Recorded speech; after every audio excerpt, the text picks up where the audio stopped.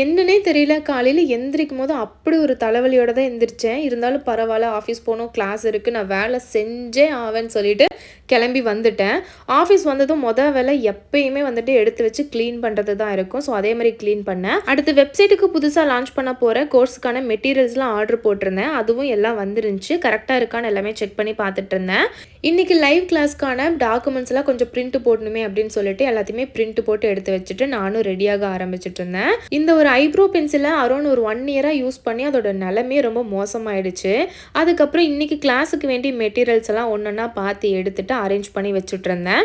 So ரெகுலராக வந்து இன்றைக்கி என்னெல்லாம் ஒர்க் பண்ணணும் அப்படின்னு சொல்லிட்டு முன்னாடி எழுதி வைப்பேன். அதையும் எழுதி வச்சுட்டு இன்றைக்கி யூடியூப் கிளாஸ் வந்து ஸ்டார்ட் பண்ணேன்.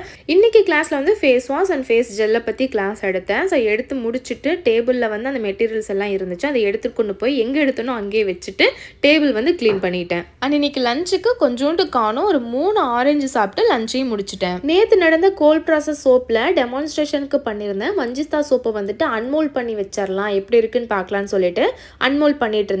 ரொம்ப ஸ்டிக்கியாலாம் இல்லை, நல்லா அன்மோல்ட் பண்ணி வைக்கிற அளவுக்கு தான் சோப் நல்லாவே வந்துருந்துச்சு. சுஜனும் ஸ்கூல் முடிச்சுட்டு வந்துட்டான். ஆளுக்கு ஒரு லாலிபப் சாப்பிட்டு அடுத்த வேலையை பார்க்க ஸ்டார்ட் பண்ணிட்டோம். இன்னைக்கு இப்படி தான் என்னோட டே போச்சு. நாளைக்கு பார்க்கலாம். டாடா.